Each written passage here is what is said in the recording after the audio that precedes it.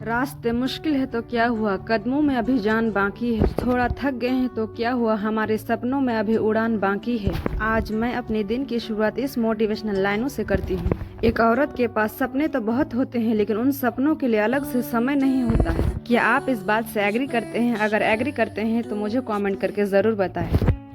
तो चलिए आज का स्टडी रूटीन शुरू करते हैं। सुबह के 4:30 बज चुके हैं और मेरी आंखें खुल चुकी थी। मेरी आंखें खुलते ही मेरी आंखों में एक ही सपने थे कि मुझे अपने आप को कामयाब करके दिखाना, क्योंकि लड़कियां जब तक कामयाब नहीं होगी तब तक वह आज़ाद नहीं होगी, और आज़ाद होने के लिए हमें पढ़ाई करनी होगी, जिसकी शुरुआत मैं कर चुकी हूँ। सबसे पहले मैं फ्रेश हुई, उसके बाद नमाज पढ़ी। दिन की शुरुआत अगर नमाज से करूँ तो क्या ही बात है।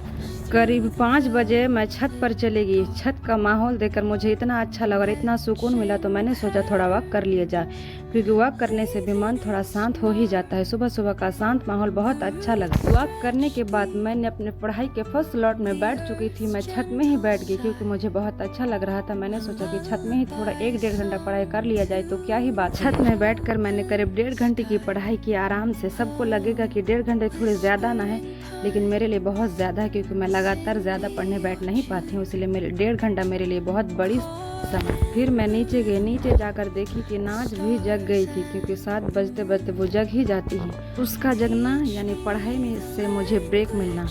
उसको मुँह धुलाई। उसके बाद मुँह धुलाने के बाद मैंने उसे खजूर दिया। खजूर देने के बाद खजूर खा के वो पानी पी। उसके बाद हम दोनों माँ बेटी मिलकर चाय पिए, थोड़ा सा मस्ती की। फिर मैं अपने पढ़ाई के दूसरे स्लॉट में पढ़ने बैठ चुकी थी। इसमें भी करीब मैंने 1.5 घंटे की पढ़ाई की आराम के साथ, क्योंकि नाज को चाय पिला दी थी, इसलिए नाज खेल रही थी, मस्ती कर रही थी और मुझे थोड़ा थोड़ा परेशान भी कर रही थी। मेरे साथ थोड़ा पढ़ाई भी कर रही थी और मुझसे पूछ रही थी कि मम्मी ईठो कैसे पता कर। बोलते हैं ना, बच्चे जो देखते हैं वही करने की कोशिश करते हैं, तो मेरी बेटी भी उसी तरह मेरी तरह पढ़ाई करने की कोशिश कर रही है और मुझे कॉपी कर। उसके बाद हम दोनों माँ बेटी नाश्ता किए। नाश्ता करने के बाद नाज को नहलाए धुलाए, कपड़ा पहनाए। उसके बाद उसकी नानी के साथ उसको स्कूल भेज दिए, क्योंकि स्कूल भेजना भी मेरे लिए बहुत बड़ा टास्क है, क्योंकि वो पढ़ाई तो करना चाहती है, लेकिन वो कहीं जाकर पढ़ाई नहीं करना चाहती। उसका कहना है कि तुम्हारी तरह मैं घर में ही रहकर पढ़ाई करूँगा, लेकिन छोटी बच्ची के लिए मुमकिन तो नहीं है। स्कूल जाएगी, अलग माहौल में देखेगी, घूमेगी फिरेगी, उसके बाद ही तो उसको कुछ समझ में आएगी। अब बारी थी घर की जिम्मेदारियों की।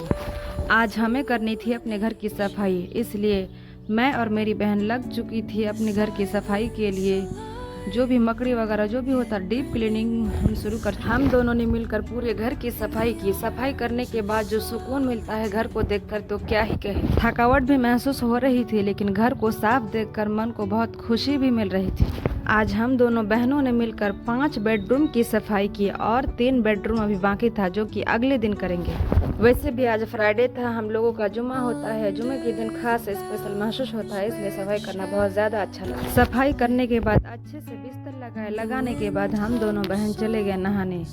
नहा के आए तो देखे कि 11 बज चुके थे, और पता नहीं क्यों 11 बजे के करीब मुझे रोज नींद आने लगती है, तो मैंने सोचा कि थोड़ा आराम भी कर लिया जाए।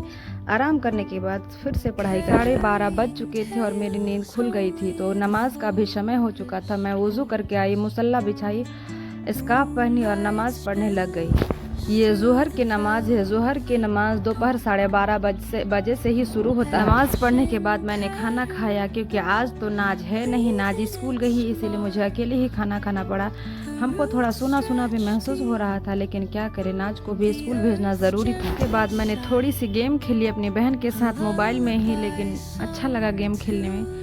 हालांकि ज़्यादा खेलना नहीं चाहिए वरना आदत लग जाएगी, इसलिए थोड़ा सा ही गेम खेला। क्या ये सब गेम आप लोग किधर कोई खेलता है तो हमें ज़रूर बताएं। फिर मैं आ चुकी हूँ अपने पढ़ाई के थर्ड स्लॉट में। थर्ड स्लॉट में लगभग मैंने 1 घंटे की पढ़ाई की, क्योंकि अस्र का नमाज का वक्त हो गया था, इसलिए मैंने अस्र की नमाज पढ़ी। फिर मैंने देखा कि मेरी बहन की पार्सल आई हुई है, तो पता नहीं इसमें क्या था, हमको तो नहीं पता है। अगर आप लोगों में से किसी को अगर पता है तो आप हमें कमेंट करके ज़रूर बताइए कि इस बक्से में इतने में देखी कि नाज और मम्मी स्कूल से आ गई।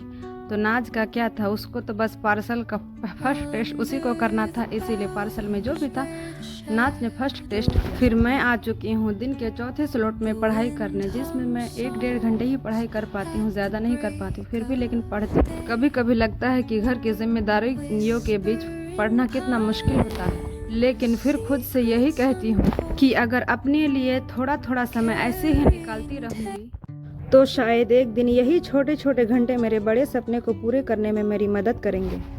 मेरा दिन शायद किसी बड़े काम या ख़ास काम से भरा हुआ नहीं था, लेकिन मेरे लिए ये दिन खास था क्योंकि आज भी मैं घर की जिम्मेदारियों के साथ अपने सपनों को भी समय दिए। अगर आप भी ऐसी महिला हो जो घर संभालने के साथ साथ पढ़ाई भी करने किसी सपने के लिए मेहनत कर रहे हैं, तो याद रखिए आपकी मेहनत छोटी नहीं है। आपके पास समय कम हो सकता है, लेकिन आपका सपना छोटा नहीं होना चाहिए। हो सकता है आज आपको पढ़ने के लिए सिर्फ 1 घंटा मिले, तो उसी 1 घंटे को अपना बना लीजिए, क्योंकि मंजिल तक पहुंचने के लिए ऐसा बहुत ज़्यादा समय नहीं, लेकिन रोज़ थोड़ा थोड़ा आगे बढ़ते रहना ज़रूरी है। तो चलिए आज के दिन को यही ख़त्म करते हैं। अगर आपको मेरी जर्नी पसंद आए तो मुझे सब्सक्राइब करें और कमेंट करके मुझे ज़रूर बताएं। मिलते हैं अगली स्टडी ब्लॉग में।